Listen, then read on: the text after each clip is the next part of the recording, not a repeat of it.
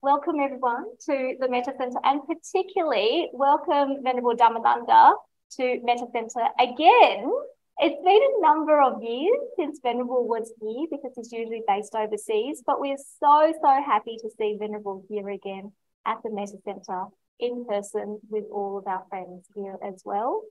And as Venerable was just saying, the topic for today is such a good topic, and the topic is building harmony at home, work, and in community.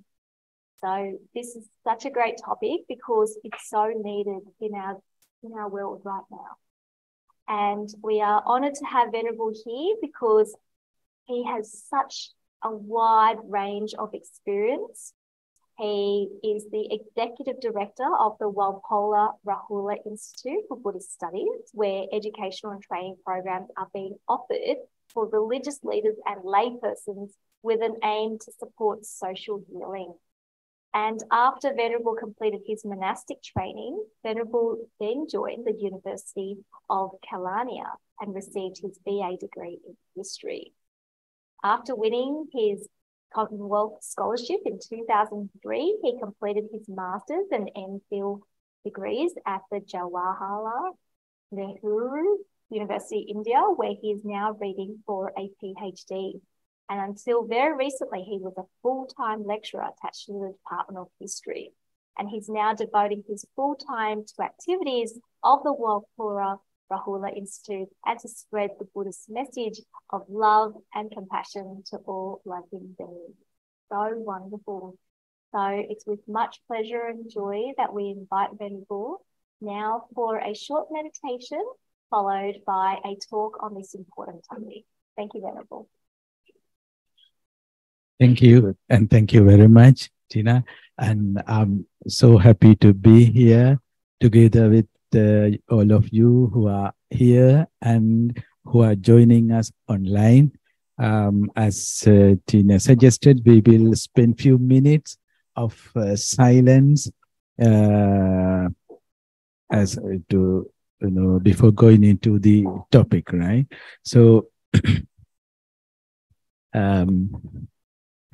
let's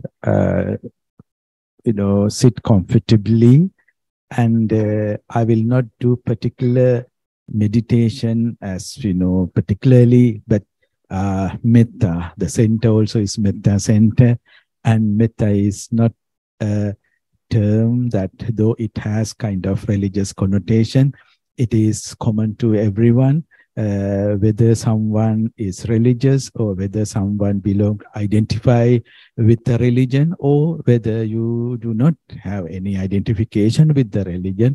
The metta, the loving kindness, is kind of universal language, universal thing. We all can practice. We all like to be, treated kindly, and the same manner treating others kind and compassion. So let's have few minutes of meditation. To start, let's go for a few, maybe 1 minute of silence.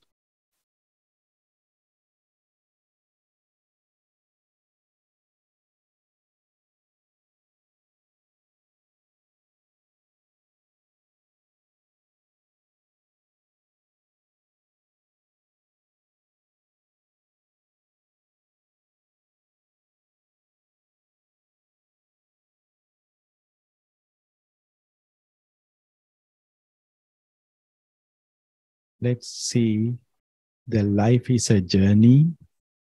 We all are in that journey. We all have our own story. When we walking along this path or this journey, perhaps we will get wounds because everything that we expect doesn't happen the way we expect. Sometimes things that happen surprises us, and we tend to get wounds in this journey. So we need healing. Loving kindness is a method of healing ourselves. And when we are healed, we will be happy. And when we are healed, those who are living with us will feel that happiness. When we are healed, we will stop wounding others. Because if we are with wounds and if we are not healed, we tend to wound others. So we can stop wounding. And next level, we can go for healing. We can be healers. We can be listeners, good listeners, or the way we intervene, we can be healers. So we can be healed. We will stop wounding. We can be healers. So let's concentrate on ourselves. May I be well. May I be happy. May I be free from ill will.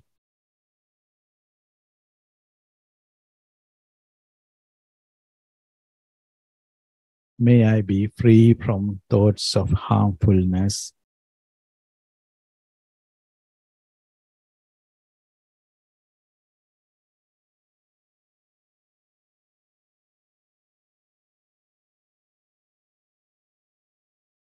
All living beings, including humans,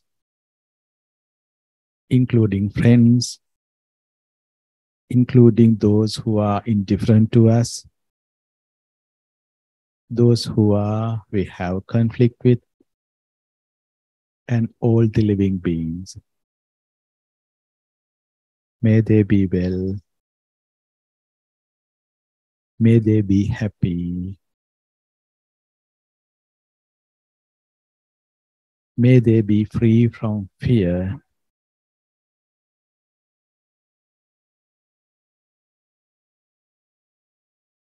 May they be find peace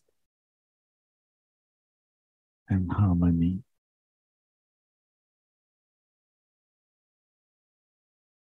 Let's have 1 minute silence together.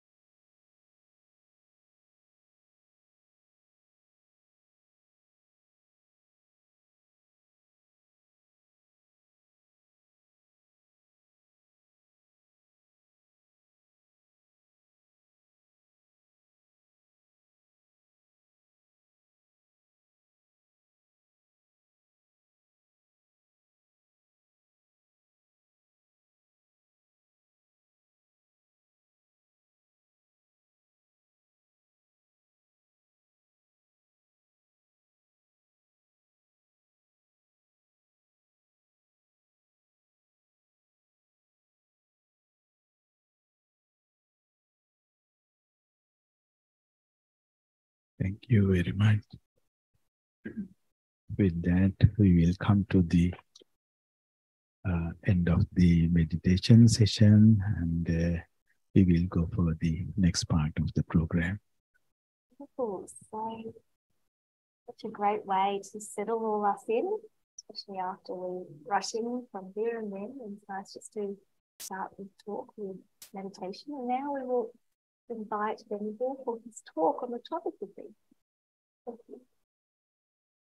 Thank you. And again, so happy to be here, second time, I think 2019 or 18, we were here, I was here, and to be here again, and thank you, Tina and the team, and so happy to see all of you. So the topic, the harmony, the term harmony, we will discuss first, perhaps with the family or the working place or where we live, and we can extend it to harmony with the people we are living with, and mainly we focus on harmony. When it comes to the term harmony, it automatically we tend to think of human connection, that how we live harmony and peace and harmony. However, I like to see the term harmony not only limited to the humans, but harmony with the nature, harmony with where we live, and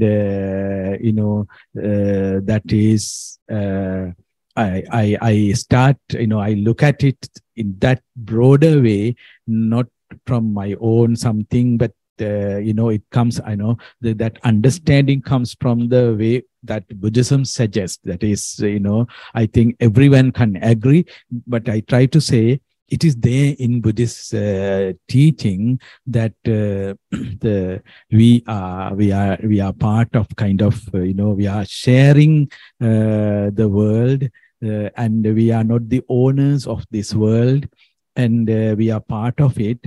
And then that the Buddhist liberation model, the third collection of teaching, wisdom part, it talks about we all are interconnected and interdependent. That is the, so as humans, we are interconnected and interdependent, that is there. And with other living beings, we are interconnected and interdependent. And with the nature and the earth, soil and air, water, everything, we are interconnected. So if we are interconnected, if we are interdependent, any thought, any kind of a school of thought that does not fit with that will disturb the harmony of the world.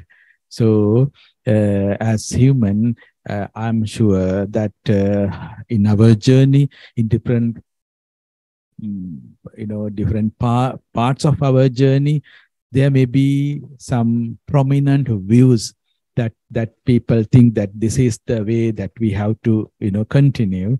Perhaps that when it comes to the evolution, theory of evolution, and then the fittest will be survived, and that term perhaps certain people will interpret that only the fittest will be survived, so that we will be the fittest, and those weak people are, they are, that kind of, that the term does not particularly say such thing, but we can put it in such a way that, legitimize particular way of living, that since fittest will be survived, so that we will be the fittest. Those weak people are not fittest. So that, that kind of way of interpreting can happen.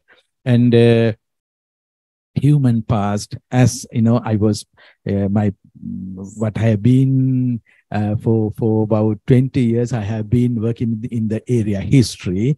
And when, history always, there we see the success and failures and kingdoms come into power, and and there that underlying way of looking, that they come to power, get power, keep power, expanding power, and there we do not see this kind of thinking, that harmony that we are that comes in that particular teaching, that everyone is interconnected, everything is interconnected. Maybe everyone does not mean the living beings only, but then our thoughts, way of everything is very much interconnected and interdependent. If we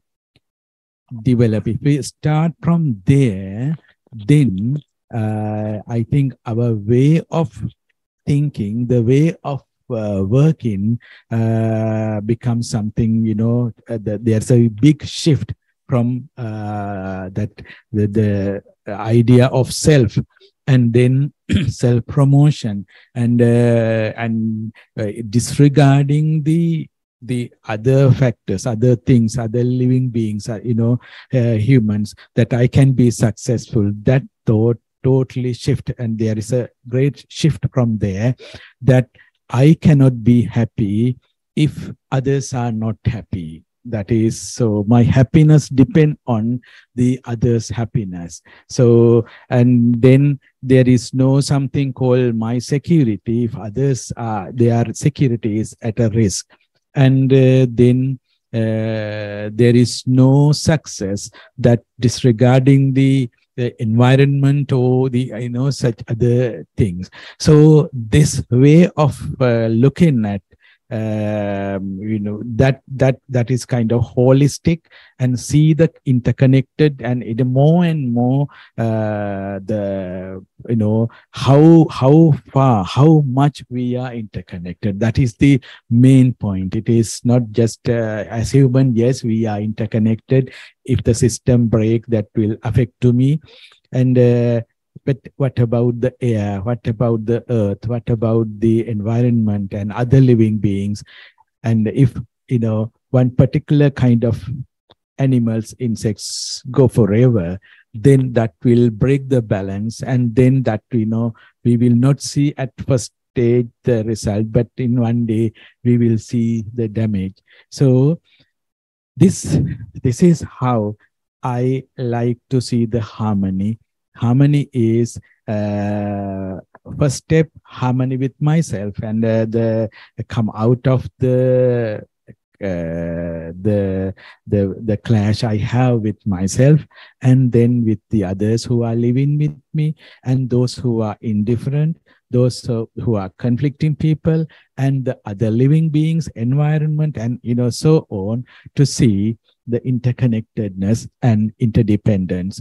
And then my interventions, maybe my thoughts, my words, my physical actions, that I will not break, I will not harm to anything. That this,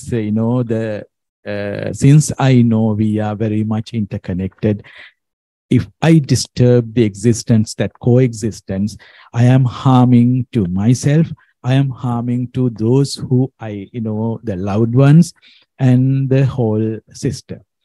And if I bring, perhaps I always like to share with you my own experience, and see, connect with this theoretical things with, practical. So I am from Sri Lanka, and many are here, and there are, and the past, the journey that we as a country or nation we are coming, and we had a conflict, armed conflict, and before that, and even after that, so many such conflicts, 1950s, 71, so conflicts. And though we claim to be, identify we are the Buddhist country, or majority are Buddhist, we feel that the way we discuss here, that connectedness was missing, and theoretically the protecting something, and then to protect something, to fight. And at the end, now, yes, we protected Buddhism, something like that. That is the journey. And I'm sure it is not only particular to a particular country. That is the way, right? That interventions like this, and intervention in school level, and, as much as possible to spread this message, and to everywhere, to see this interconnectedness and interdependence, and then the every step that we should take without breaking the harmony, it should be going to the education, then only we will see a result. So I'm sharing, in the conflict, I know many people lost their loved ones, and I lost my elder brother, and the way the interpretation comes in that, all the knowledge I got was those who took gun against the government, or, and they were named in one particular way. Their identity was terrorist. And then everywhere in the news and the sermons and the speeches in the funeral, everywhere it was the terrorist attack this person. So something like that. And in loving kindness, we discuss about, spread loving kindness to oneself and then the loving ones in different people and then the conflict people. And there it is discussed that even to the enemy, you have to develop loving kindness. That is the theoretical part. But in practice, I hardly got any support to how to develop the loving kindness to those people who happened to take a gun against my brother, because everywhere they were named as terrorists only. So it took time for me to understand not only that, there is no one particular identity to anyone and so many identities. And yes, they took a gun, but the same person is the son of a mother, brother of, sister or in the family. And he was, anyone who came there to, with a gun were not born to this world to take a gun. They born to this world as any ordinary child. And the atmosphere, the background, the education, political system, and everything created a situation for those people to take a gun. And my brother also was not born to this world to take a gun. And he was ordinary child in the family and a very nice brother to all the other siblings. And then well-known person in the village as a sportsman. And he wanted to be a school teacher, but the political atmosphere didn't support and achieve that wish. And at the end, he goes into the military. And those who came there with a gun were not at all enemy to my brother. My brother went there with other group of other people and carrying guns, not to attack someone they know. They were not enemies. So it took time for me to understand all those people, including my brother, they are victims only. And their death, that untimely losing their valuable life, started somewhere long back, perhaps even before they were born. So this interconnected and interdependence, those people who started such process, never have thought one day the children who are going to be born next decade will be, face this kind of untimely death because of our way of intervention. So this interconnected and interdependence and the harmony, that, when we see more and more this, process and the interventions that we do will create one day, will decide the death of innocent people who are going to be born in next, there we will be very mindful about our intervention, how we are about our words, that is where I see this idea of harmony. It is not that we just, be friendly, to see that interconnectedness and interdependence, then with that understanding, shape our way of interacting with this world and the lifespan that we have. And we will never engage in any way that disturb the harmony of not only today, but coming, So that is what I, as to start, I like to share with you. Perhaps in the discussion, we will go for further and not only from my side and, those who are online and the others, this will be kind of rich dialogue discussion that expand the horizon of seeing this interconnectedness and interdependence and how how much we have to be mindful about the way we interact within our circle and with the other people and all our interventions. So with that, I like to, then perhaps in the discussion, we will continue. Yeah. Thank you so much, Venerable. Wonderful, wonderful messages to all of us. Just want to check those online, you can still hear me. Great. Okay, so now I'm welcoming anyone who has any questions. You're welcome to ask those questions. For those who are online, you can pop your questions into the chat. And for those who are here in person, you can ask questions. Also, we've got some pencils and paper, which we'll hand around. So if you have any questions, just pop it on there for Venerable, or any comments that you wish to make as well. So I'll pause there and give everyone a bit of time.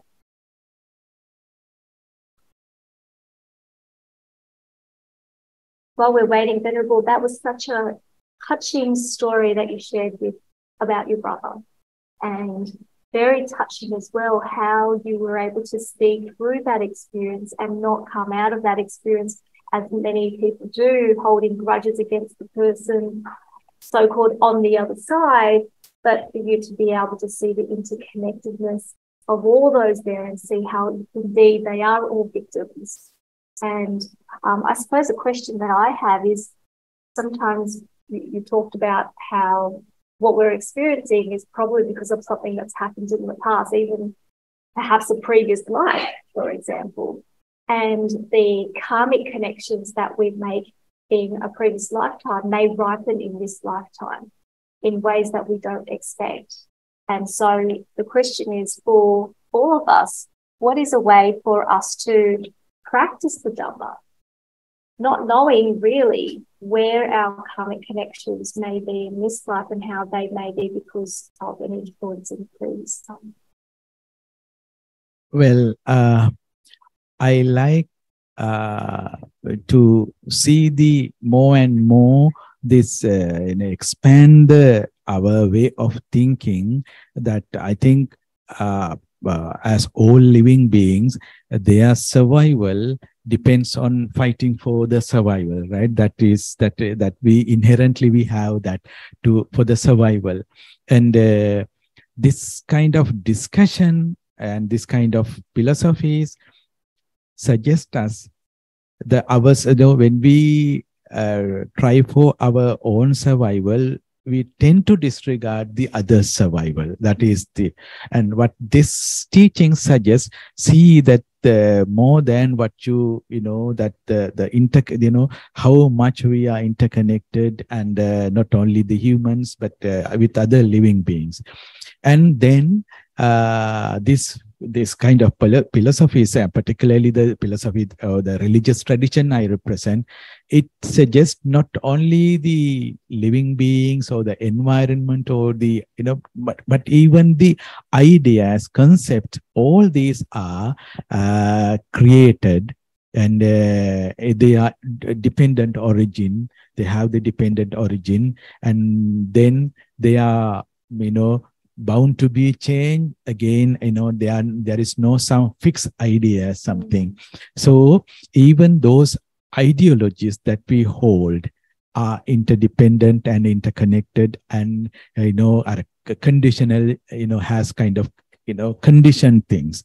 So when we see more and more, not only the living beings and the other environment, and even the ideologies that we hold are contextual, and then dependent origin, and then bound to be changed, then it supports us even to look at the ideologies that certain views that we are holding are not kind of divinely created and not fixed something, and they are dependent origin, has that is one thing. Second, even when we talk about ideas, concept and all that, everyone will not understand it the same manner, right? Because again, the way of understanding depends on our capacities. That is one thing. Second, when we hear something, we will connect that thing with our own experiences, and they are different, and our experiences are different. And then the same thing that we think that everyone understands the same thing, and it is not. So again, it is depending on our way of analyzing things and perceiving something. So more and more when we see this kind of, that there is no something fixed, and they are, again and again created, conditioned. And then I think our behavior change. That is the most important thing, that our behavior. When we think, we know only about when I know about my survival, my victory, gaining something, that that shape the way we work, our behavior. And when we have this kind of dialogue and see more and more the interconnectedness and interdependence, and then particularly the ideologies, they are also dependent origin that has, then what we are going to get hold of. And then I think that will be, that will what really make us to think that something like gaining something for me, accumulating things for me, and all these things come from the strong idea about the self, right? That when we see that also is kind of conditioned thing, and then I think it is easy to practice that, how to say, giving up or detachment, and that really will helpful to our interventions, that anymore will not be harmful to the world, to the the maximum level we can practice and work for the harmony. So that is how I see. I always try to bring with our own experience, and then relate with something that we can see, right? It is it is easy to convince and to see how much we are interconnected and interdependent, and then be free from that craving. And then we know for sure we will one day, we are going to, our life story with end. We know that. And then what for we are, so much of, that is where, instead of the teachings come, I think many religious traditions, Buddhism's, there in Theravada tradition, there is one sutra that is called Kakachupama. That teaching suggests, even before death, do not go for violence. And in a way, we can interpret that sutra that choose the death instead of choosing violence. And same thing comes, crucifix, the Jesus word in Bible, right? That, the forgiveness for those who did that, there is no anger or hatred. So I think that deep, that loving kindness comes not just thinking that, he or she also has to live or something, with this deep understanding. And after that, I think we don't see that there is, it is not that getting angry or hatred useless, and there is nothing to clash with, because if everything is conditioned and everything is bound to change, and with what we are going to clash with. So that is how I suggest to, put it into practice. Excellent teaching. Wonderful. And in so doing, we can then break down so much of this self and other, and break down that desire to have that self-interest and always put ourselves first, and then other the other person with our views and perceptions. Great, thank you. We do have a question from the audience. There's two parts to the question, and the question is this: why is it that there is so much conflict, war, and inequality, etc., in the world today, despite technological advances? Can a spiritual approach lead to a better world? Yeah, I think with the technological and scientific discoveries, has made our life, comfortable and ease. Even now, I'm addressing the people from Sydney, and online there are many people who are joining. That is the advantage of the science and technology. We have to be thankful those people who have worked tirelessly to develop the technology and for the betterment of the human. The thing is, for what we are using the technology, that is I think that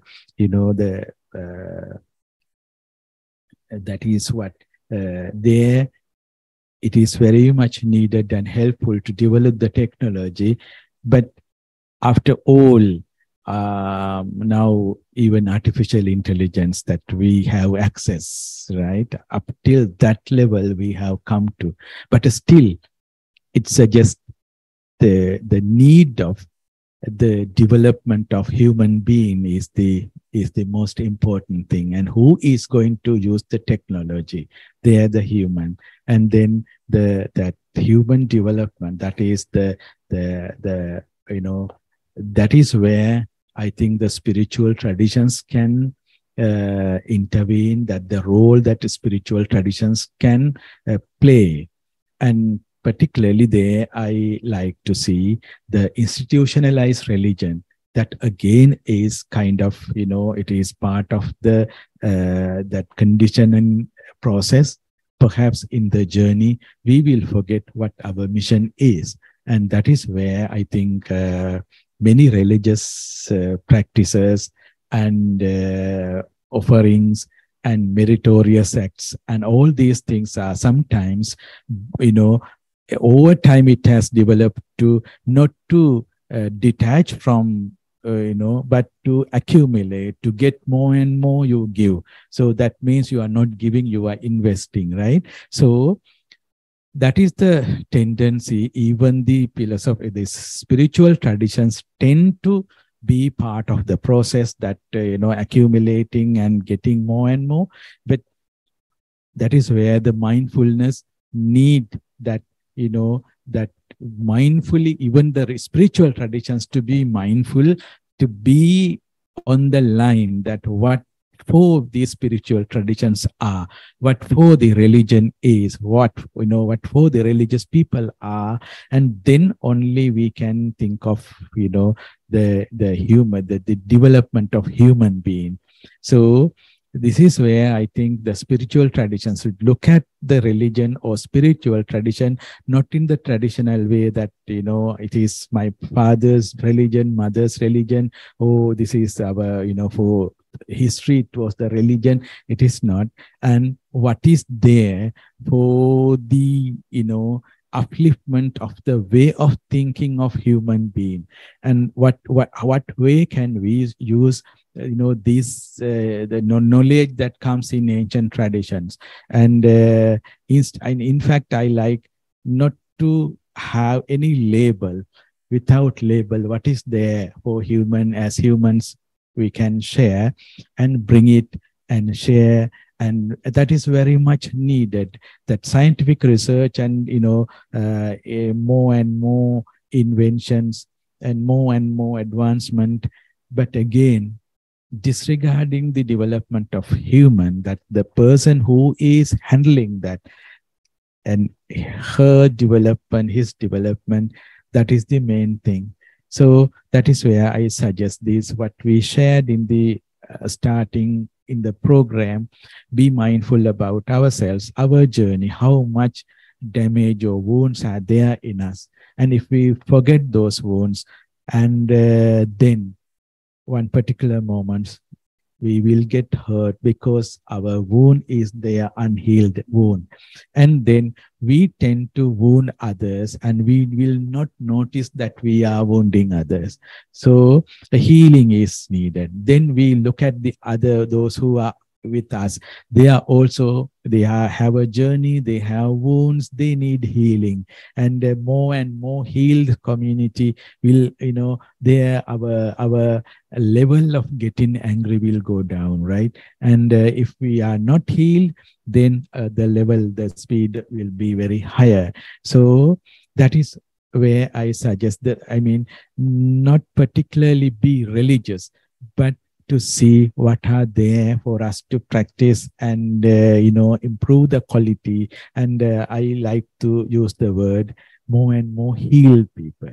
There are no, particular way of thinking that, when a conflict happens, victims are there, perpetrators are there, bystanders are there.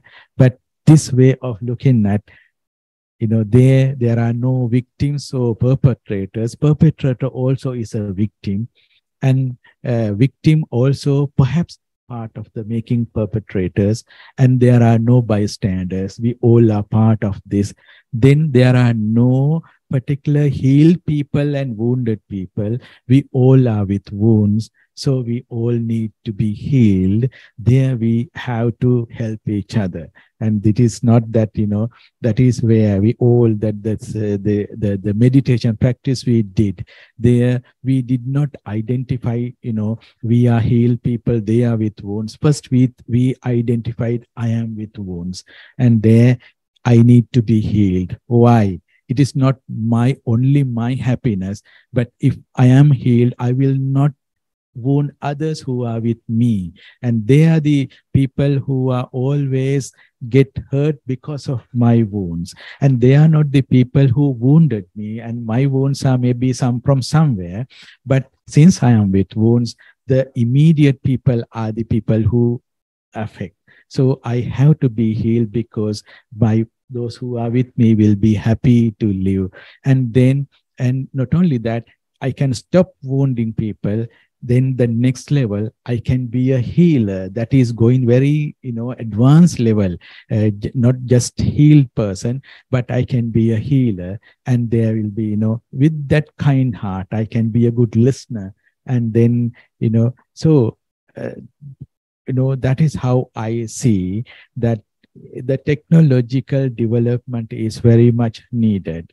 And what we need is those who are developing the technology, those who are using the technology, their development. That is where the spiritual traditions can intervene. Excellent. Thank you so much, Venerable. Great answer. And we do have a question for someone online. And the question is this: where do you start when starting to forgive people who have caused you a lot of pain? What is the first step? Yes, no problem. Where do you start when starting to forgive people who have caused you a lot of pain? What is the first step? Well, forgiving. When we use the word forgive, there we identify as, I am hurt by someone, and I am correct, he is wrong, she is wrong, right? There we identify that the separation is there, that the model that we discussed, perpetrator, victim, bystander, something like that. So the perpetrator has done something wrong to me, and I am the victim. So the victim, as the victim, I will forgive him. Okay, but when we see this interconnectedness and interdependence, it is very hard to see that that perpetrator, and to that instead of how that perpetrator is created.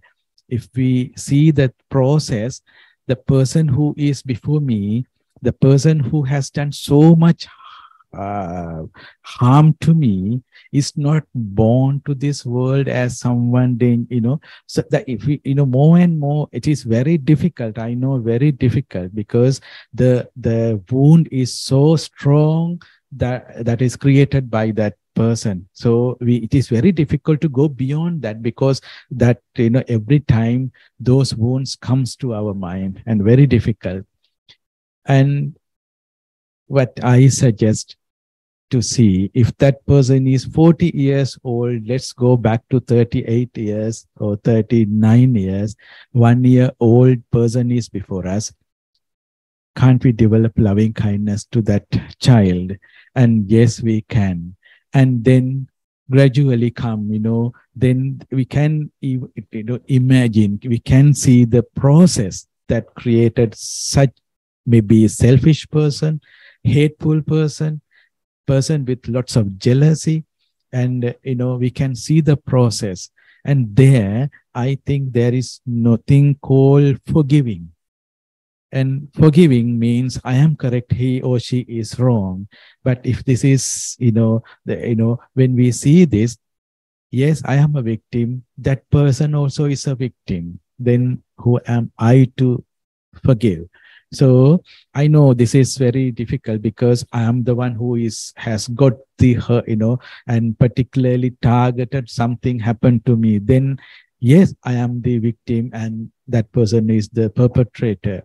But it is a process, and again the interconnectedness and interdependence. And if the education and the family background, maybe the economics situations, and not only that, the acceptance or rejection, everything make wounds in people, and those are the who wound us. So more and more, what I suggest, there will be other ways of approaching the starting points. But what I suggest, to see this story and journey, and more we can see that our hard feeling towards that person will be softened. And not only that, if we can see, okay, that is the journey that shaped that particular character. If that person get, very different experience, very different treatment, and that person is bound to be changed, and perhaps,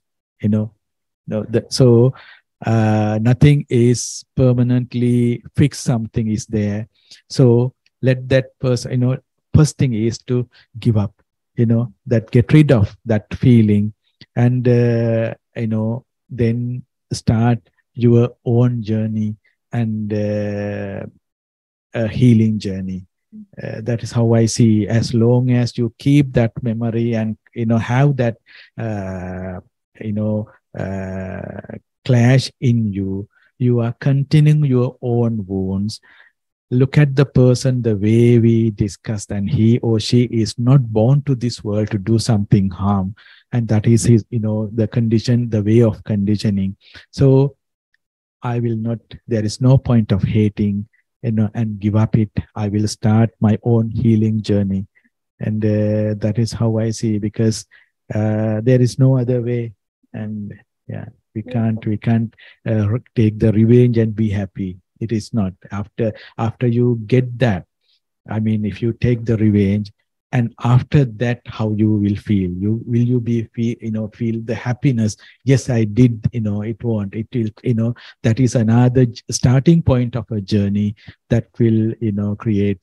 So, what I suggest, based on this training and my own experience, best thing is to see the process, and there won't be someone born to this world to do something harmful.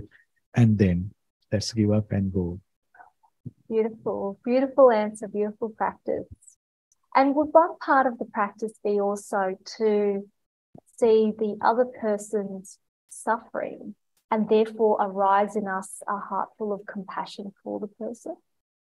Could that be one way to build that heart, that healing as well? Yeah, sure. That empathy, right? That see the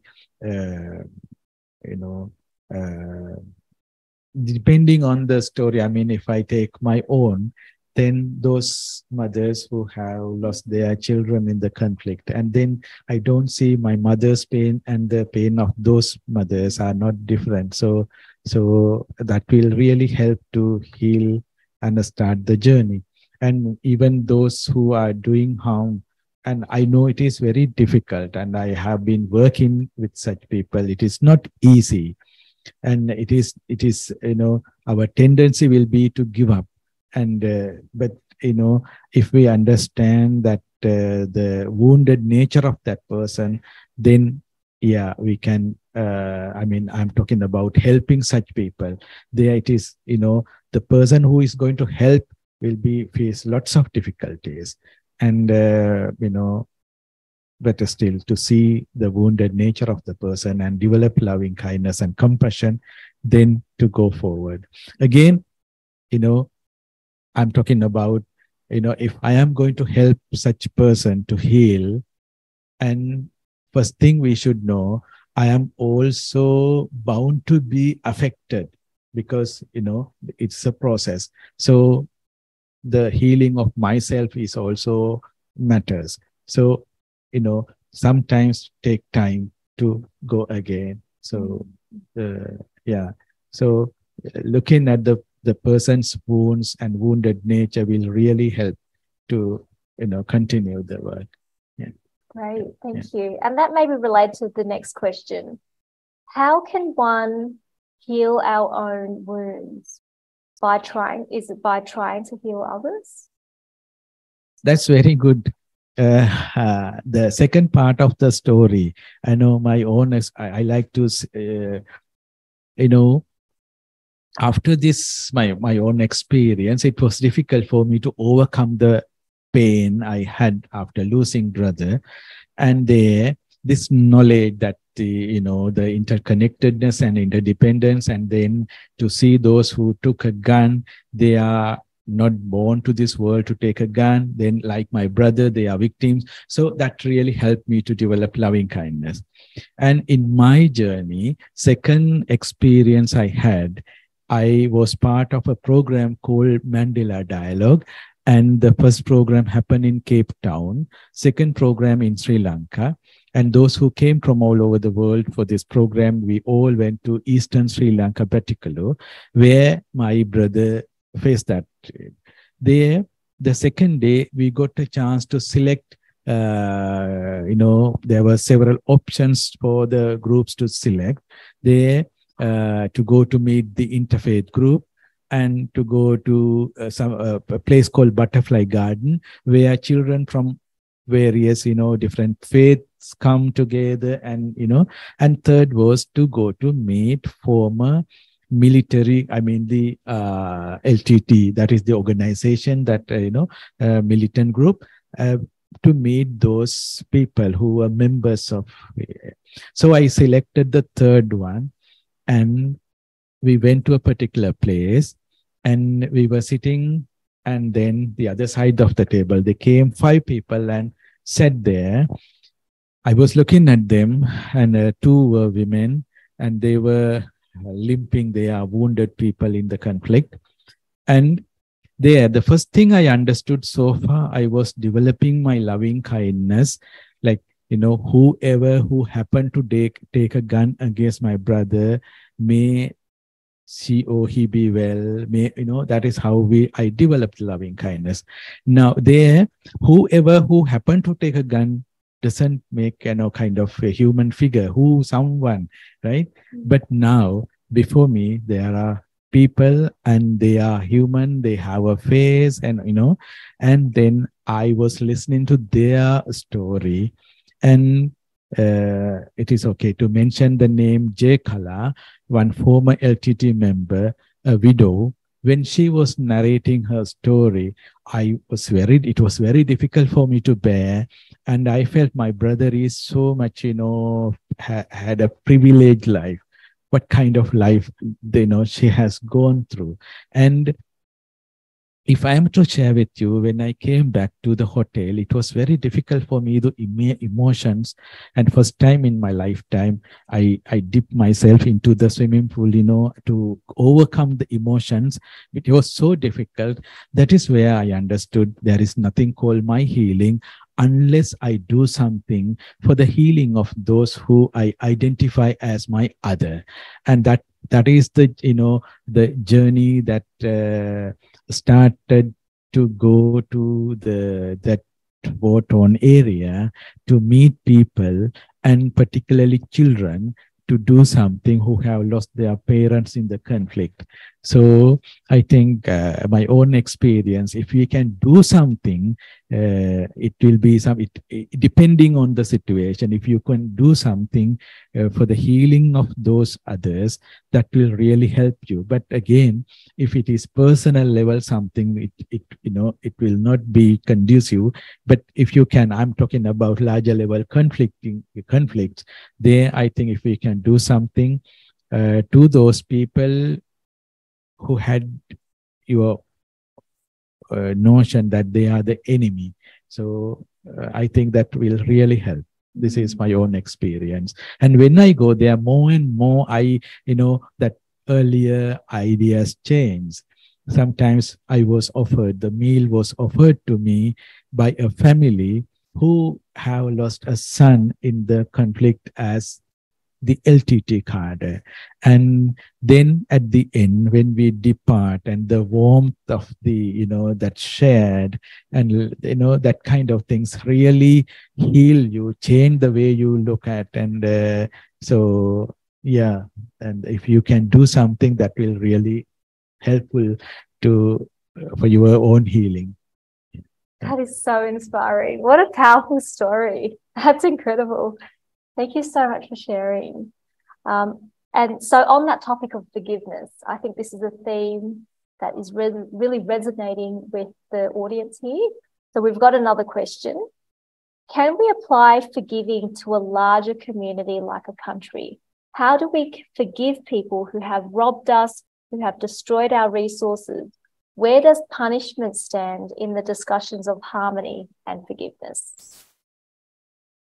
Well, that really connect with the experience of our country as well. Yes, we can see certain people who have robbed our, things and all that. In the secular space, the legal system and all these things, that has to be there. But what I want to share with you, if I take the example from our own country, the politicians are seen as those people who have taken the people's money and all that. And when we name them as those have taken our money, and we separate ourselves from them, and they are those who take things, and we are not, something like that. But if I see deeper and deeper, I find not only them, many of us are doing the same thing. And it will be, perhaps others, I'm talking about in general, are we not taking things that are not given to us? And there I find, I'm a Buddhist monk, and how the Buddhist institutions work. I pray the people, whatever you offer to the community of Sangha is become a common property, that we use the term Sanghika. Sanghika means not a private thing. If you offer something, it belongs to the community. And after that, it is no more private. And people offer things to us. And with the Sanghika, that we use a stanza to make it Sanghika or make it common property among something, Bhikkang or something, because Sanghasa Deva, that is Sanghasa, that the community. But in practice, are we using this as a common property, or it become private property? And in fact, I say it become private property. And I think people see that, and but we see the politicians are taking things, and we are not. But my opinion, we are also taking. And I had been in a university, and there I was the head of the department in a particular time period, and the general tendency of looking at taking few half sheets is okay, taking one pen is okay, and but they can take that few half sheets because they can take only few half sheets there. And if you get a more chance to get more and more things, you will get that. And, unless you stop that, and, that is how I see that one may argue that it is the system, but yes, it is very much interconnected, and we are the people who decide, who cast our vote, and we are the people who elected those who are taking things from us. And it in a way connect the way we think. Sometimes we feel comfortable with those who take something, but still who maintain the lifestyle that we are used to. So that is where I think I do not deny that those people who have taken things from us should not, should be taken to the court, or, the proper procedures has to, be implemented. But only that will not solve the problem, and see ourselves and how far our way, contribute to develop such system. And if I, even the connection that I like very much to sit on lower seat, because the hierarchies that we maintain, it become kind of model, that hierarchy. Monks are superior and others are, and then the same model works in the minds of people. Politicians are superior, and when I go to the bank, I will be, invited. You don't need to be in the queue, go to the front. So I think I'm setting a bad example. I have to say thank you very much, but I want to go in the queue. I will follow. I will not be in the queue, but I will, by the side, I will go. And when the time comes, I will. So with, that kind of change is very much needed. That is where I suggest we don't see how much we contribute to the system that we try to change. And unless we see that our contribution and change ourselves, we are, we are, again and again, we are establishing it while talking to change it. So that's, I don't know, this is how I say it, and with my understanding. Yeah. And it's also particularly hard to change when we benefit from that as well. So in your instance, there is this considered benefit that you get to go to the front of the line. And for you, Venerable, to be able to say no to that, that's really setting a really good example to other people as well, and practicing what you're saying. That's right. Yeah. And in a way, in one particular moment, in one particular program, I sat on the ground, and my picture was taken and spread, and the blame came that he is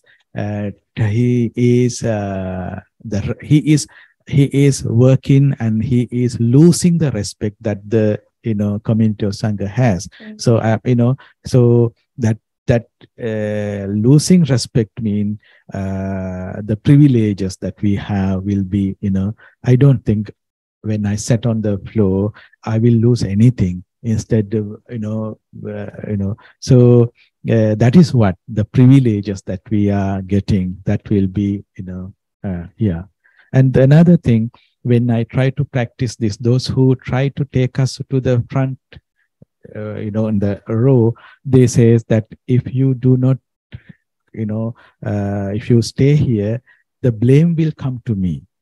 Because it is so much, the system is there and you didn't do that. The monk was there and you were looking, something like that. So it is not easy. Therefore, out of compassion to that person, sometimes we have to go, unless, that person will be the security guard or someone. So, he is the innocent person. So that is where, it is not easy, because it is so much of interwoven and it is interconnected. And even to point out this, what I am discussing here will be something, how come he is monk and he should be respected. So you do not have to follow the row line, but how it affects to the system. That is the point I am raising. Good point. And it's hard to change that system because so many people are involved, tradition is involved. And like what you say, it impacts on various other peoples when you try to make that change. So for those who do want to make a change in the system, all the better. Do you have any words of encouragement for them? especially when it becomes very difficult, like in that situation? Yeah, I think, first thing is, it should be something confirmed to us. This is what I can do. This is, unless I am contributing to the something that I want to change. Am I going to do that? That is the question, right? If not, okay, then this is the only path. And one more example, I got the chance to appear in national television 1 hour in every Sunday, 6 a.m. to 7 a.m. That's a great chance to get, address many people in the country. But I thought it is 15 episodes, okay? And but I expect somewhere it will be stopped, perhaps, because, and I suggested that simple seating like this for me. In Sri Lanka, we get someone, puts white cloth and higher level, something. There I tried to, convince, and the producer agreed with me, and he also wanted to, there. Yes, without white cloth, I was sitting. I was in a stage, and the audience was there. And then 13th episode, 13th one, up till that, there was no problem. People were welcoming the program in a way, the message that we were discussing. And yes, once the 13th program was telecasted, the program was stopped.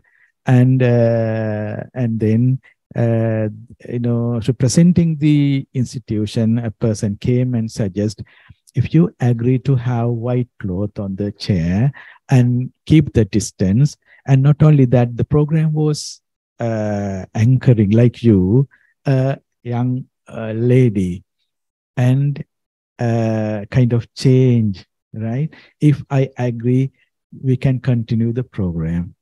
And there I said, why you want to do that? Then they said, we have got so many calls and letters and, saying. Then I suggested, why we stop? That is what we have to discuss now. That is the topic that we should take in the next discussion, since they have raised that question. But they didn't agree, and they stopped the program. And I was very happy because we could do 13 programs. Yeah. Yeah, and not somewhere 6, 7, they didn't stop. And up till 13th we could. 14th one was recorded and it was uploaded to YouTube, but the telecasting part was stopped. So 14 programs are there. So I'm very positive. And I met many people after that, after listening those programs, they contacted me, invited me to address, So it is a journey, and we should expect, because we are not doing something that is accepted, then the resistance definitely comes. And there you should expect that, and not to get, I have no, nothing worry about. I expected 6th, 7th program, 13th, okay, that's very good. And then things are bound to be changed, and particular day, again, perhaps they will invite me. So there is no, what we have to do is to keep on working. Things are bound to be changed, and they are also bound to be changed. And situations, that will be, that will make them to understand we should do some, so that is how I see. Yeah. And so sometimes saying no is actually very powerful. So in this instance, by not just agreeing to what their requests are, but by saying no, that was a very powerful statement that you were making. That's true. Going to the national television is a big thing, and saying no is something, yeah. So yes, that's true. Thank you. And speaking of invitation, you've got another invitation now. Someone online has asked whether you'll be going to Adelaide as part of your Australian tour, and whether you could connect with this person and they could invite you to give a talk over there. Sure. I'm coming. I'm going to Adelaide, I think end of April, last part of April, I'm going to Adelaide. I'll be there for 1 week. And yes. And yeah. Wonderful. Okay, there you go, Kevin. You've got your answer. I'll connect you with Venerable and Raj after this. Okay. Venerable, we have another question. The question is, would any actions that the wise reprove ever be justified? Would any actions that the wise reprove ever be justified? If that the wise do not approve. Are the wise people? Okay, so are there potentially any actions that the wise not approve of? Can that ever be justified?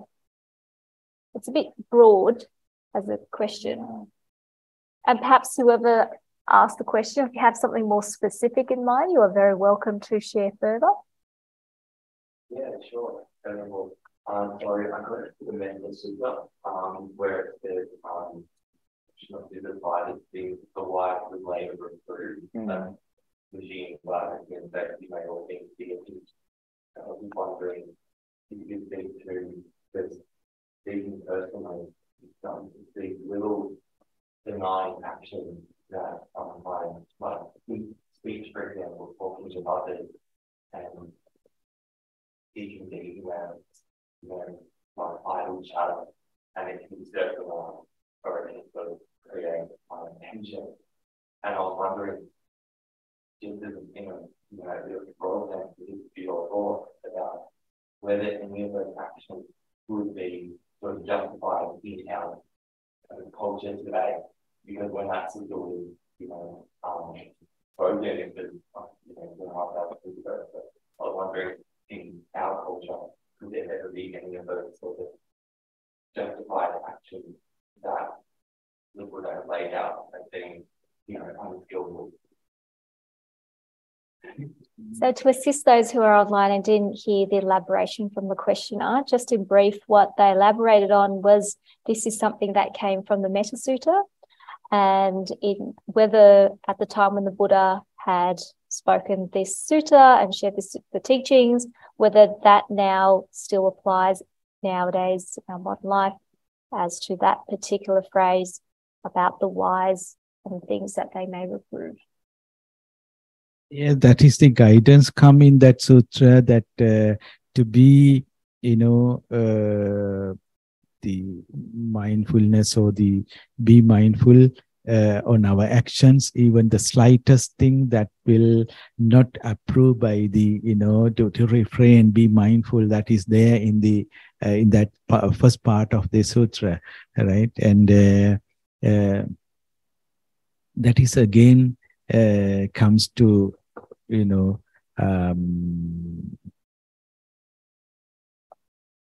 be mindful of our actions. And what we were discussing here, it is a gradual process. Perhaps where there will be certain things in our mind. Sometimes we have done something and we need kind of healing.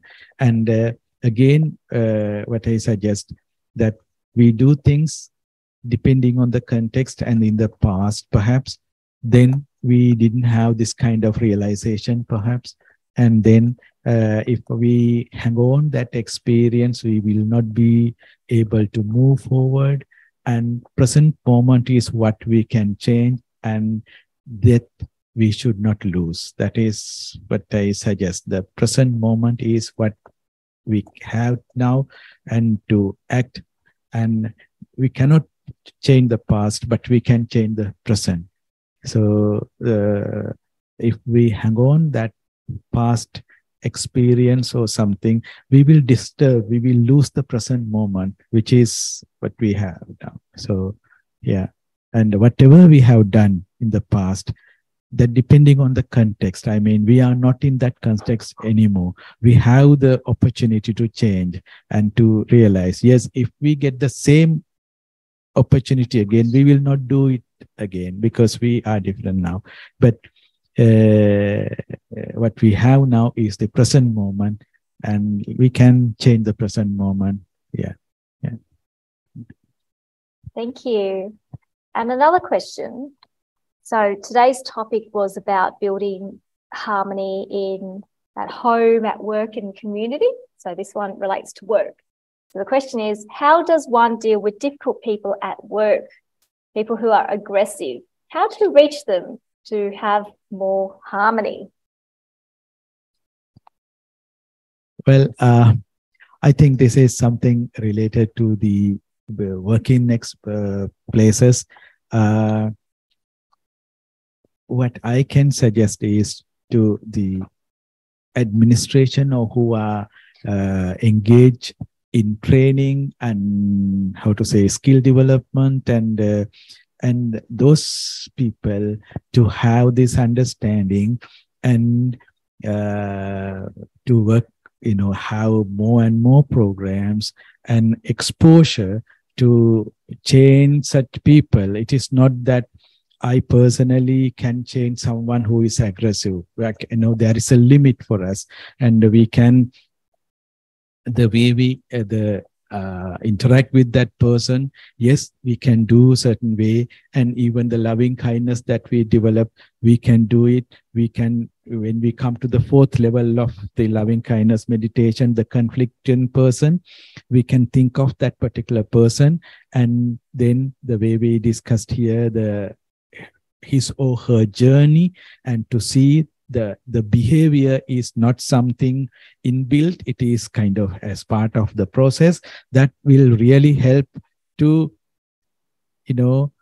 shape the way I interact. But more than that, what I suggest, if we have, I'm leading Valpola Rahula Institute, and it is my duty with the people who are, decision taking, to have more and more training programs, exposures, and changing the, not only to keep in one place, to, take out, and, that kind of healing journey is very much needed. If it is a company, I think those who are organizing things should be mindful about this, and then have more programs. Like when I came to Metta Centre outside, I was reading what you have been there, programs for such people to, if we are only looking at the work, only the productivity, and then we will lose that we are working with human,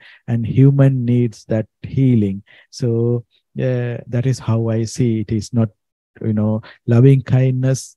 It helps to see the way we look at the person, but larger level, we need that kind of healing programs.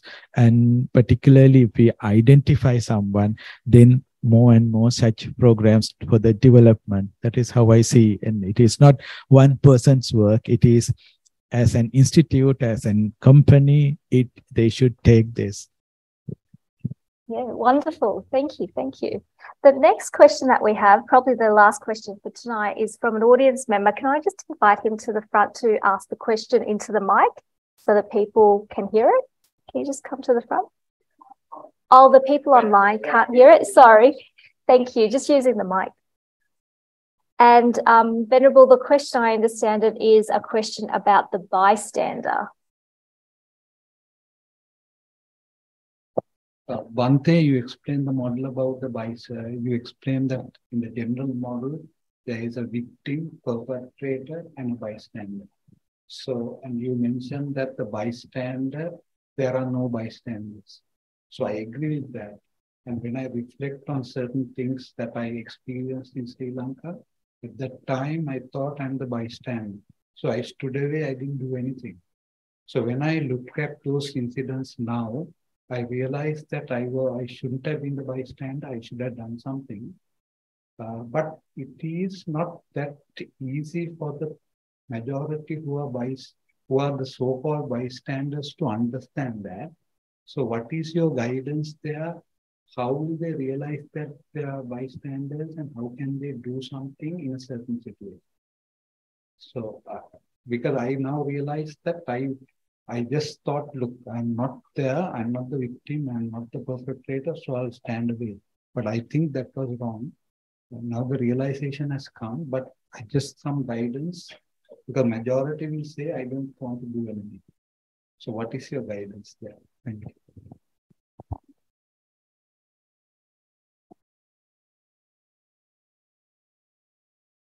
I think first thing is to this change of looking at that there is no bystander, and we are part of either way, either, in so many ways, we are part of the problem. We have contributed. We don't know how, but since we are very much interconnected.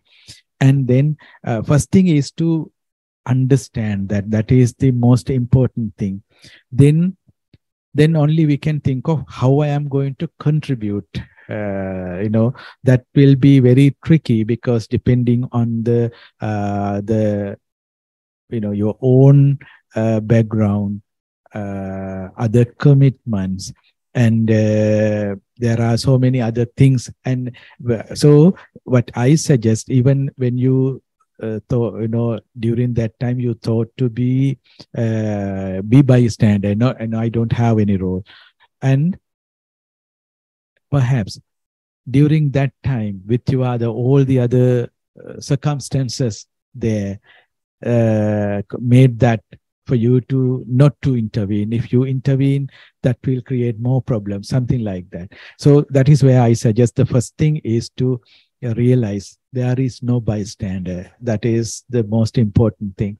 And I think you are, in a way, you are contributing, even though perhaps you will not identify how much you are contributing. You are not anymore a bystander. You are, your intervention is there. And so when we see I am only bystander, and then refrain from doing something, and most important thing is to see that is wrong. That is not the fact that we are. And then that will create, you will find ways to do something. And in that the earlier discussion, I pointed out there are no bystanders. Everyone is wounded. That is the most important. In that point, you are wounded, I am sure, in that, the experience you got. So you are wounded. And then, shift from wounded person to a healer. That is the journey, I think, shifting. And it will take time sometimes. It will need more experience, maturity. But I think if one start the journey, that is the most important thing. So those who are watching this program, on, if you have the same questions, first step is to understand that there are no bystanders, and we all are wounded, and then healing is very much needed. And what you have to do will automatically come from, once you understand that. That is how I see. So really, non-action is also an action. Yeah, that's true. Yes. Depending on the situation, maybe be silent will be, yeah. And it is not you totally shut down, right? It is not. Sometimes, yes, there are moments that to be silent because it is not conducive to intervene. But once it comes, you will feel, yes, I have to. Wonderful. Thank you so much for the sharing. Any final questions or comments? It is such a rare occasion to have Venerable here with us, sharing these inspiring stories and his experience and teachings. Are we all just blown away by his amazingness? Yes. Okay, well, if that's the case, then Venerable, thank you again so much for your teachings. I am very inspired by the work that you do, but also you embodying the teachings of finding harmony amongst conflict. So thank you so much for your presence here today at the Metta Centre. And can I invite you for a closing, perhaps a dedication of merits? Yeah, thank you. And thank you for giving this opportunity. Thank you, those wonderful people, family, making my stay, and those who supported my journey here. And thank you all for organizing this. And I will recite one stanza that says, those who are with wounds, may they be healed. And that is the stanza that is in Pali, that comes for maybe 2000 years old stanza. I will recite that as the end of the program. Dukkha patta chani dukkha, bhaya patta chani bhaya, sukha patta chani sukha, hontu sabbe pipaninu. Sadhu, sadhu, sadhu. And Venerable Thero, we have a lot of thank yous from those online. A true heart teaching, Bhante Sadhu. Venerable Juwei expresses her gratitude for your generously sharing your experience and insights. So I think I speak on behalf of everyone here that we very much appreciate your teachings and presence here today. And thank you for everything that you do for the community. It is so inspiring to have people like you in this world, and I really, really mean it. So thank you.